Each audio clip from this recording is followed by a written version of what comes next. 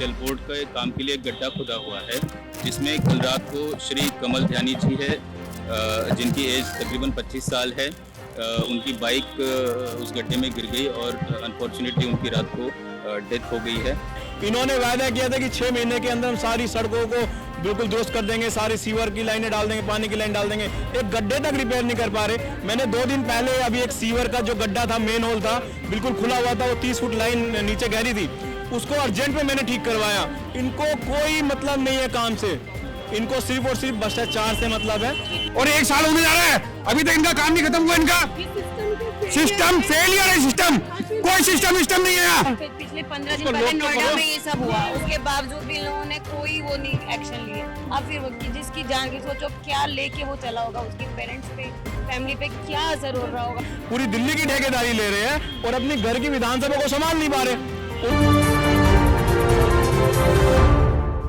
आपको बता दें कि गड्ढा जो है दिल्ली जलपोर्ट का बताया जा रहा है और पूरी की पूरी घटना जो है उसके बारे में भी आपको बताऊंगा कि किस तरीके से कल जब कमल अपने ऑफिस से घर की तरफ आ रहा होता है तो इस गड्ढे में गिर जाता है और उस परिवार के लोगों को कुछ भी नहीं पता होता है। तो परिवार के लोग कमल को फ़ोन करते हैं, फ़ोन नहीं लगता है तो परिवार के लोग परेशान हो जाते हैं, जिसके बाद वो पुलिस के पास जाते हैं, पुलिस को कंप्लेंट करते हैं और सबसे पहले पालम थाने में जाते हैं, वहाँ कंप्लेंट करते हैं, जिसके बाद विकासपुरी थाने में जाते हैं और इस तरीके से लगभग 5 थाने बताए जा रहे हैं जो कि एक साथ मिलकर ये पूरी की पूरी कोशिश कर रहे थे लगातार कमल को ढूंढने की, लेकिन पुलिस जो है नाकाम होती हुई नज़र आ रही थी। आपको बता दें कि फ़ोन भी ट्रेस किया गया था जनकपुरी पुलिस के द्वारा। पुलिस ने लोकेशन ट्रेस की तो डिस्ट्रिक्ट सेंटर लोकेशन आई थी, लेकिन इसके बाद भी पुलिस जो है ढूंढने में समर्थ नहीं थी, जिसके बाद कुछ लोग जो यहाँ से गुजर रहे थे उन्होंने शव देखा और पुलिस को PCR कॉल की, जिसके बाद ये पूरी की पूरी घटना सामने आई है।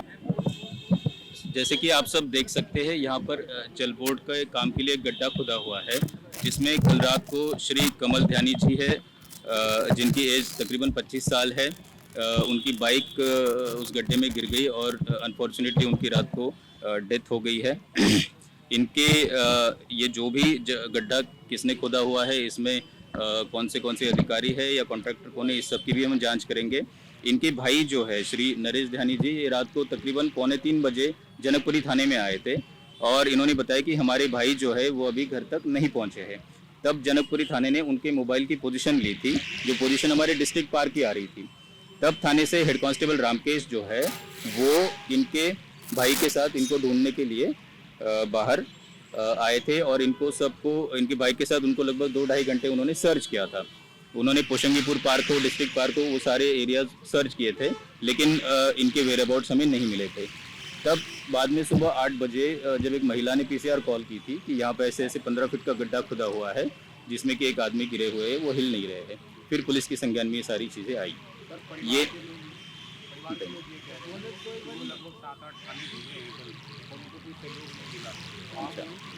नहीं, हमें अभी तक तो जनकपुरी थाने की इंफॉर्मेशन है, लेकिन परिवार की ये बातें तो इसकी बहुत सीरियसली हम जांच करवाएंगे, सकुलता से जांच करवाएंगे। ये सारी प्रोसीजर अभी चल रही है। बहुत बड़ी दुख की बात है कि एक युवक जो है रात को बाइक से गिरने से, इस गड्ढे में 20-30 फुट के गड्ढे में गिरने से मर जाता है। मेरा मानना है कि ये दुर्घटना नहीं है, ये भारतीय जनता पार्टी की ट्रिपल इंजन सरकार के द्वारा एक युवक की हत्या की गई है। हाल ही में नोएडा में एक अंदर ऐसा केस हुआ था।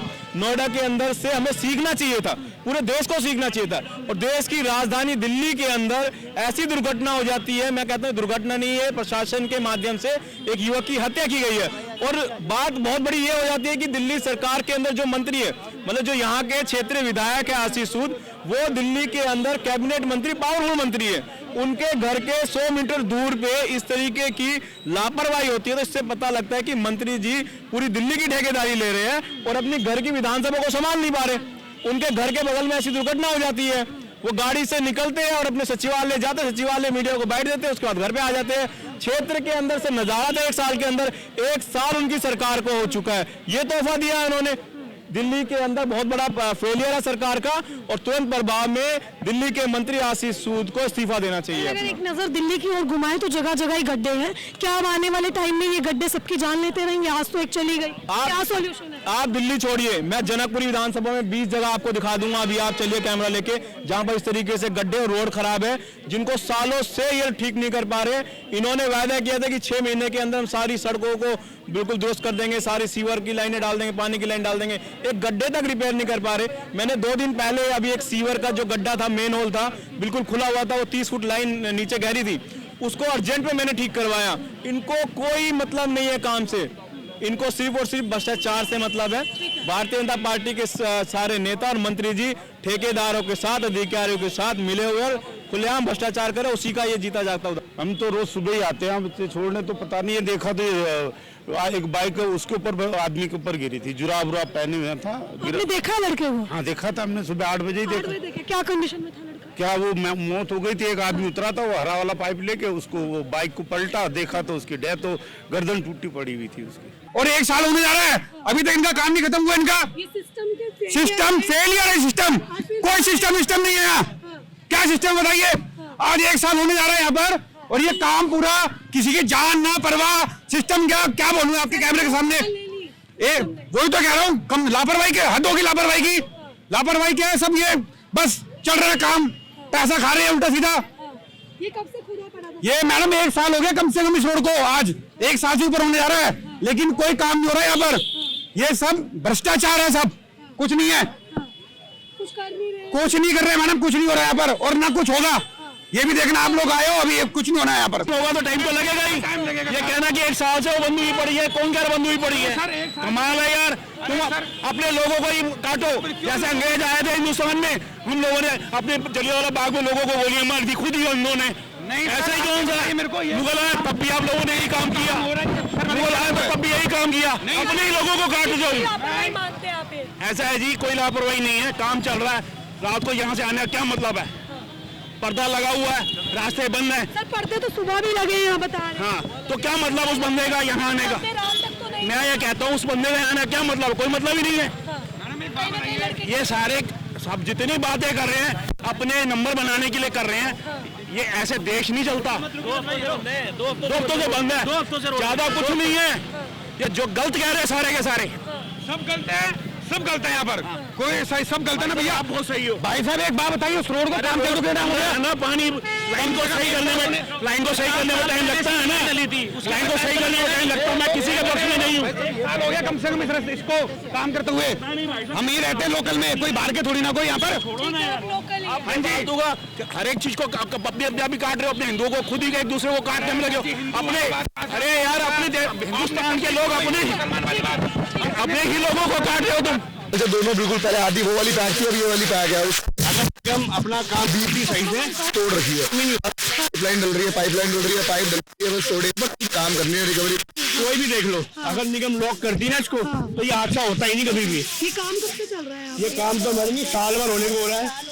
ऐसी जगह इन्होंने वो छोड़ दिया खुदाई करके, ठीक है। अब पब्लिक जाओ बाहर में, तो यहाँ खुदाई कर दी इन्होंने उठा के। कोरोना टाइम से वहाँ पे C2B में, कोरोना टाइम से C2B, C4E, C4F कहाँ नहीं हो रहा है। आज आपने क्या कुछ सुना इस घटना के बारे में? आपका बाइक क्या देखा? मैडम, ये तो मैं यहाँ से जा रहा था अपनी वाइफ को लेके, अपनी वाइफ को छोड़ने के बाद वापसी आके मैंने देखी, इनसे पूछा क्या हुआ, करे ऐसे काम नहीं हुई है। तो मैडम, ये निगम की बहुत बड़ी लापरवाही है, बहुत, मतलब ये लगा लो कि अगर निगम शादी से लॉक करना, उसने वहाँ निगम ने गड्ढा किया, तो हाँ, तो फिर उसको पहले आप लॉक करो ना, कोई बंदा यहाँ से जाएगा ही नहीं।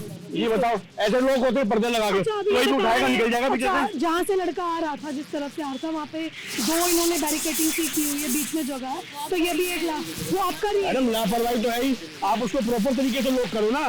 जब प्रॉपर तरीके से, मैडम 2 तार तो मैं भी कहीं लगा दूंगा, वो तो देखो तार उठाएगा, निकल जाएगा नीचे से अपना। पिछले 15 दिन पहले नोएडा में ये सब हुआ, उसके बावजूद भी इन लोगों ने कोई वो नहीं एक्शन लिए। अब फिर जिसकी जान की सोचो क्या लेके वो चला होगा, उसकी पेरेंट्स पे, फैमिली पे क्या असर हो रहा होगा घर में, कि वो किस उसमें निकला कि आज मतलब वो नहीं है बच्चा, कैसे उसने स्ट्रगल करो, ये चीज सोचो। इन लोगों की एक जरा सी, आप इस वाली रेड लाइट से ना लेफ्ट मुड़ो, फर्स्ट रेड लाइट से फिर राइट मुड़ो, यही आपको सीन दिखाई देगा पूरा। यही हाल हो रखा है पूरा का पूरा, आप कहीं भी चले जाओ। तो देखा आपने कि जनकपुरी विधानसभा के अंदर ये पूरी की पूरी घटना हुई है, और चश्मदीद जिस तरीके से बता रहे हैं कि बाइक के नीचे युवक जो है वो पड़ा हुआ था उस समय में मृत हालत में, और उसकी गर्दन जो है वो टूटी हुई थी। जब पीसीआर कॉल करी गई है तो लगभग आधे से 1 घंटे बाद पीसीआर आती है और बॉडी को लेकर गई थी, और अभी देखा गया है कि कुछ देर पहले ही आपको दिखाया गया है कि बाइक को जो है निकाला गया है और अभी जो है यहाँ पर पुलिस प्रशासन भी मौजूद है और लगातार लोग भी क्या कह रहे हैं वो भी आपने सुना। इस पूरी खबर को लेकर आपकी क्या कुछ राय है कमेंट बॉक्स में कमेंट करके जरूर बताएं। कैमरा जर्नलिस्ट अभय के साथ प्रशांत, इंडिया टाइम 24।